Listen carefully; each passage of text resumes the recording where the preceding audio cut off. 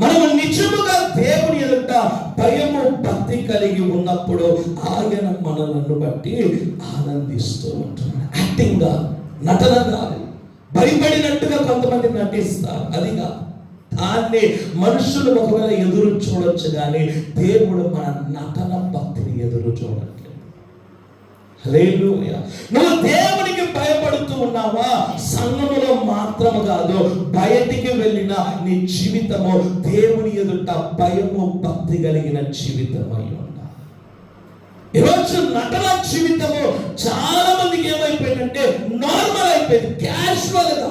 వారి life style ఎలా అయిపోయిందంటే ఇంకా బయట ఒక జీవితము, లోపల ఒక జీవితం. క్యాజువల్, ప్రతి దానిలో కూడా దేవుని విషయంలో కూడా ఇక క్యాజువల్ గా జీవించడము ఈరోజు అనేకులు ప్రారంభించి ఉంటున్నారు. హల్లెలూయా. అలాంటి జీవితమును బట్టి దేవుడు సంతోషించాడు.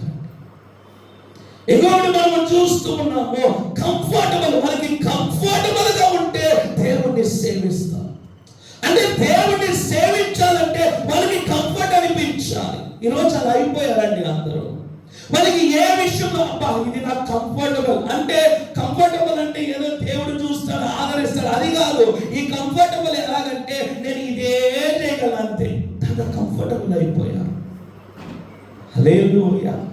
దిగి దేవుని కొరకు పని చేసే ఉద్దేశం లేదు, దిగి నిజాయితీగా నీతిగా భక్తి చేయడానికి ఉద్దేశం లేదు, కానీ ఏంటంటే కంఫర్టబుల్. హల్లెలూయా.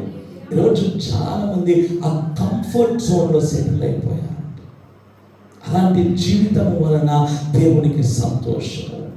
కొన్నిసార్లు మన జీవితం నలగాలి, కొన్నిసార్లు మన యొక్క హృదయం పెరగాలి, కొన్నిసార్లు మన యొక్క హృదయం నలిగిపోవాలి. అన్ని విషయంలో అన్నింటిలో నేను కంఫర్టబుల్ గా ఉండాలి అనుకుంటే ఖచ్చితంగా ఉండాలి.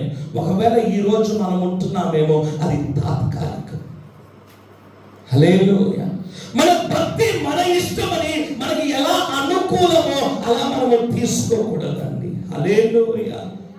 ఈరోజు అనేకుల యొక్క విధేయత ఎలా ఉంటున్నదంటే, ఏ దాంట్లో వాళ్ళకి కంఫర్టబుల్ గా ఉంటున్నదో లేదా ఏ దాంట్లో వాళ్ళకి కన్వీనియంట్ ఉంటున్నదో దానిలో మాత్రం లోబడతారు. చెప్తారు దేవుడికి, ప్రభువా నేను దీనిలో మాత్రమే లోబడతానయ్యా, మిగిలినంతా నా ఇష్టం.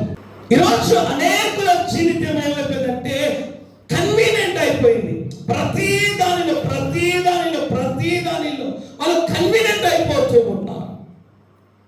ఈరోజు అలాంటి ఒక భక్తి జీవితము, అలాంటి ఒక విధేయతను దేవుడు మన యొద్ద ఎదురు చూడట్లేదండి. హల్లెలూయా. ఆయన ఎదుట నువ్వు లోబడుతావా, అది పరిపూర్ణముగా ఉండాలి.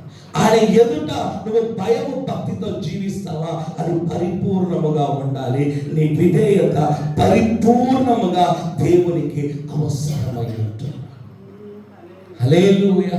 నీ కన్వీనియంట్ బట్టి నువ్వు లోబడతావు కదా, అదొద్దు దేవునికి. నీ కంఫర్టబుల్ బట్టి నువ్వు దేవునికి పని చేస్తావు కదా, అదొద్దు దేవునికి. హల్లెలూయా.